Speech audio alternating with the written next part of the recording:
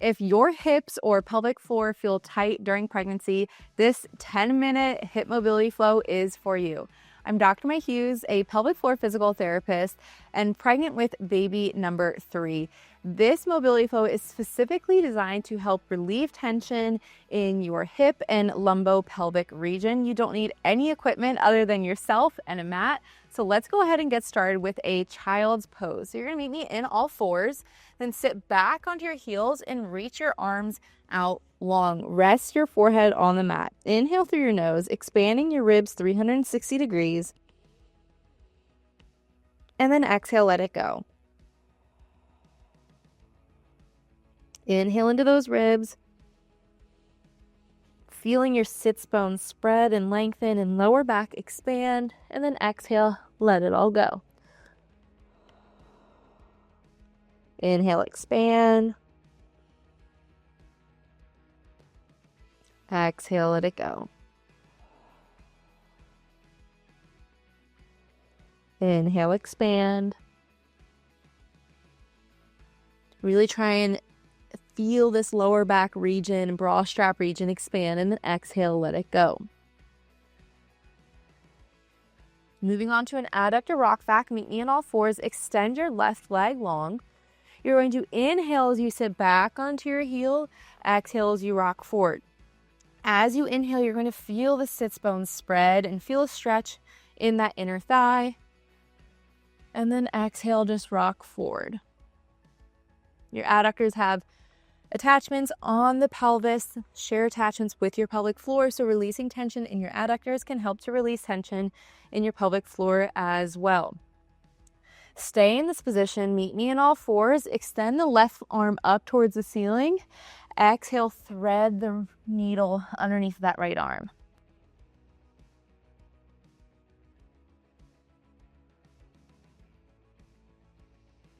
You'll feel this stretch in that inner thigh, working on getting a little bit of upper back mobility as well. Switching sides in 4, 3, 2, and 1. Extend that right leg long, adductor rock back to start. So you inhale, sit back towards that heel, exhale, rock forward. I like to tuck my toe underneath of me just to elevate the heel a little bit more. But if you want to have your foot flat, that is also fine. Imagine someone's pulling you the string from your booty straight behind you. So you're not tucking your tail, it's just going straight back.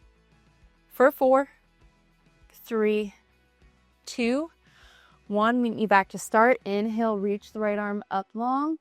Exhale, thread that needle.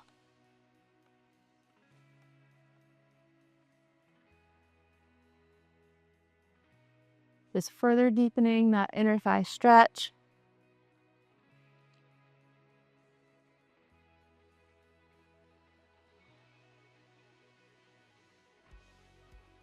For 4, 3, 2, and 1. Meet me back in all fours. Bend the left knee and bring it in front, almost like a figure 4 or pigeon pose. Prop yourself up on your back toes. Inhale, rock back into that left glute. Exhale, rock forward. So you should feel a little bit of a stretch in that left glute. Maybe even go more towards a diagonal, towards the right corner of your mat, and then back towards the left. For 4, 3, 2, 1, go ahead and switch sides. Bent right knee is in front. Inhale as you rock back. Exhale, rock forward.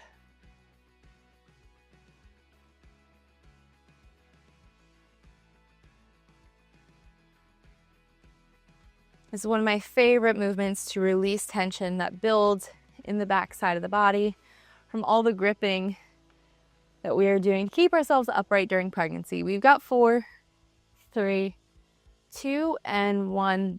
Reclined hip switch. You're going to bring your feet out in front of you, prop yourself back on your hands. You're just going to allow the knees to fall to one side and then the other, moving through hip internal and external rotation.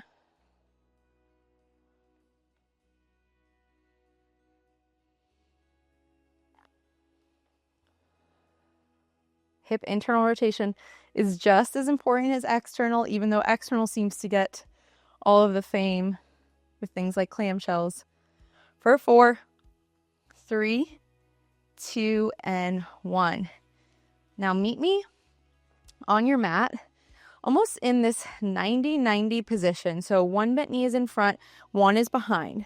We're going to work on hip internal and external rotation. What it will look like is you're going to lean towards the right side with the bent right knee in front. You're going to lift the back foot up. You might feel a little bit of cramping in this back hip, and that is okay. Just go to wherever you feel comfortable. And you're going to bring your foot back in, or your hand back in. You're going to then lift the knee. So we're working on hip internal rotation as we lift the foot up, and then hip external rotation.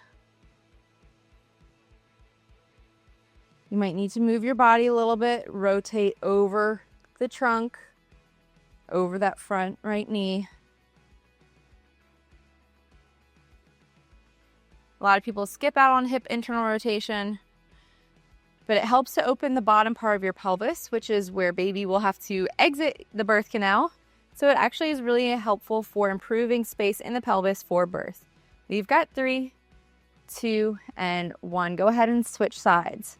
So now we'll be leaning towards the left, and the right foot is going to be doing the work. I'm going to lift that back right foot, and then the knee. Only lift that foot as far as you feel comfortable. You're trying to breathe into the cramping. And some of y'all might not even be able to lift that foot up depending on your hip internal rotation strength, and that's okay. Just still at least imagine you are doing it and work to build that strength.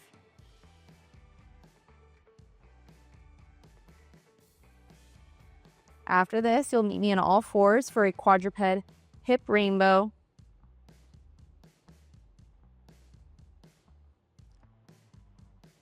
Working on a little bit of stability through the hip while continuing our mobility for 4, 3, 2, and 1. Meet me in all fours, hips over knees, shoulders over wrists.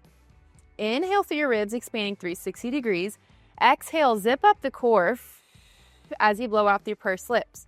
Now extend one leg long towards the edge of your mat. You're going to exhale as you lift your foot up and over to the opposite corner.